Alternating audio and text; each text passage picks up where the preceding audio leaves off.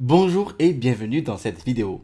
Aujourd'hui, nous allons parler des critères pour valider si le produit que vous vous apprêtez à vendre sur Amazon est bien extrêmement rentable ou pas du tout en fait sur cette place de marché. Effectivement, vous allez vendre un produit sur Amazon et vous vous doutez bien qu'il existe un checklist qui va vous permettre de connaître si votre produit va générer des revenus. Je passe une partie de mes journées en fait à travailler comme vendeur sur Amazon et à aider mes étudiants donc sur le programme études de cas d'un produit de niche que vous trouvez en description de cette vidéo à vendre leurs produits sur Amazon sous une marque privée dans le cadre de ce programme. Vous pouvez trouver d'ailleurs le lien en dessous de cette vidéo. J'y mets tous mes efforts pour apporter le meilleur de mon business. Nous couvrons une variété de questions et de sujets sur toutes les étapes de mise en vente d'un produit depuis sa recherche jusqu'à la mise en ligne sur la plateforme d'Amazon. Alors, la question la plus souvent posée par mes étudiants est comment trouver des produits à vendre sur Amazon.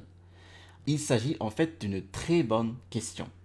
Mais la meilleure question est comment trouver les bons produits et le bon marché. Donc les deux mots-clés, bon produit et bon marché. Car les deux vont de pair. J'ai vu plusieurs vendeurs d'Amazon qui obtiennent un bon marché et pas grand-chose d'autre et qui continuent à générer des revenus.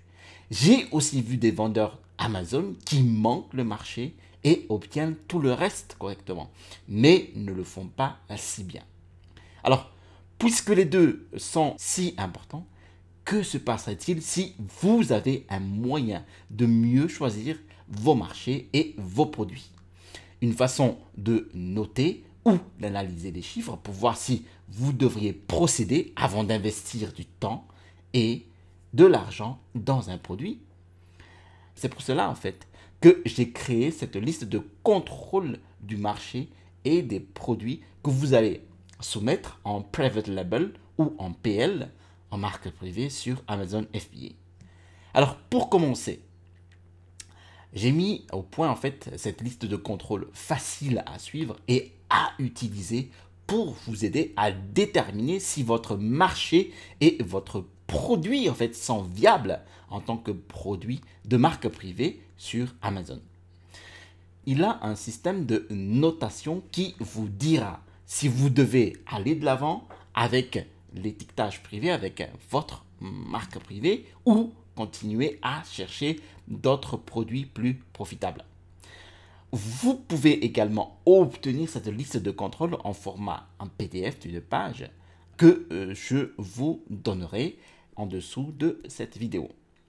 Maintenant, décomposons chaque ligne et déterminons si nous sommes sur la bonne voie.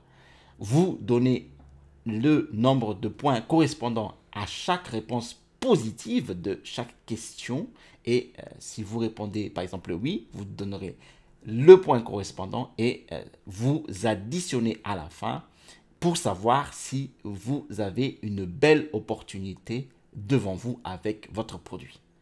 Alors, première partie, est-ce que le marché correspondant à votre produit est-il viable? Premièrement, il faut s'assurer qu'un article de marque connue ne domine pas votre marché. Alors, il sera vraiment difficile de concurrencer, par exemple, une marque connue, voire très connue comme Adidas, Nike ou je ne sais quoi. Par exemple, si vous voulez vendre des appareils photo, Canon et Nikon écraseraient par exemple les caméras d'une marque inconnue. Mais pensez à des catégories anodines telles que les articles de cuisine ou tout type d'accessoires, par exemple de pêche, où il n'y a pas de domination de grandes marques.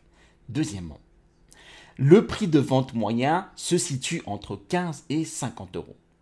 Vous voulez vous assurer d'avoir suffisamment de marge pour payer le marketing. Vous devez faire le même travail pour vendre des articles qui coûtent 50 euros que pour des articles qui coûtent seulement 5 euros. À moins que vous soyez Amazon elle-même, un faible profit couplé avec un volume élevé est un jeu difficile à gagner.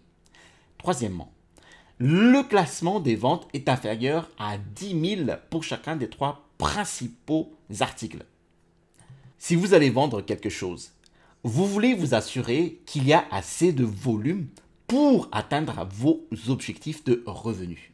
Car il ne sert à rien de créer un article pour lequel il y a très peu de demandes. Alors, ici, cela dépend de la catégorie et de la période de l'année. Mais les articles qui se situent dans un classement de vente, donc un BSR, entre 8000 et 10 000, se vendent à 4, 5, 6 articles par jour. Les classements de vente de 5 à 8000 se vendent à 6 à 10 articles par jour et les classements de vente entre 2000 et 5000 environ à 10 à 20 par jour. Et pour les articles en dessous d'un classement de vente de 2000, donc entre le numéro 1 et le 2000, ils vendent plus d'une vingtaine d'articles par jour. Quatrièmement, est-ce que chacun des 3 premiers produits a moins de 40 commentaires clients ou 40 critiques ou 40 évaluations clients? Les évaluations sont essentielles pour vous aider à gagner des classements et sont extrêmement importantes pour convaincre vos acheteurs potentiels de choisir votre produit plutôt que celui de votre concurrent.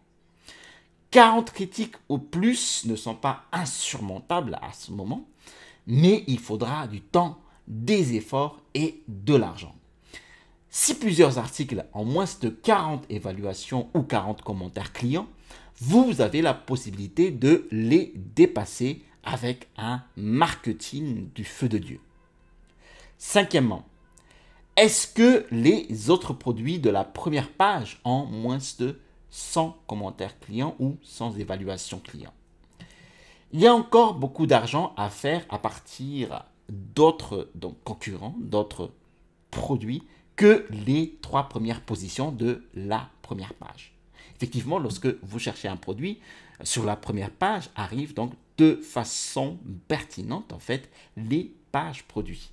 Et sur cette première page arrivent les 3 premières positions de façon donc classées de manière pertinente.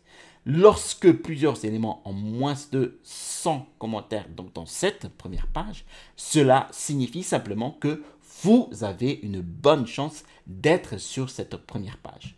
Et il faut se rappeler que dans cette première page se fait 70% des ventes de la catégorie de produits. Sixièmement, est-ce que le marché a de multiples mots-clés? Votre acheteur rechercherait-il votre article sous plusieurs mots-clés? Il faut toujours se poser cette question pour connaître et cibler justement les mots-clés sur lesquels en fait votre acheteur, votre potentiel acheteur va chercher votre produit. Et plus vous en avez, mieux c'est et plus vos ventes sont élevées. Par exemple, si vous vendez des planches à découper, certains acheteurs chercheraient-ils des planches à découper? Est-ce que certains acheteurs taperaient-ils sur le moteur de recherche d'Amazon, planches à découper ou autres mots-clés? Pour un bon marketing, en fait, vous pourriez vous classer pour plusieurs mots-clés les plus pertinents et augmenter significativement vos ventes. Septièmement, est-ce que toutes les publicités payantes par clic ont été utilisées? Alors, il existe effectivement sur Amazon donc le fameux PPC ou Pay-per-click, c'est la fameuse campagne sponsorisée d'Amazon pour booster votre produit et vous permettre en fait d'atteindre la première page de résultats. Si vous voyez des concurrents utilisant le côté ou le bas de la page Amazon PPC annonce pour de longues périodes de temps, Cela signifie qu'ils font de l'argent avec ces annonces et qu'il y a fort à parier qu'il y a de l'argent à faire dans ce marché, dans cette niche.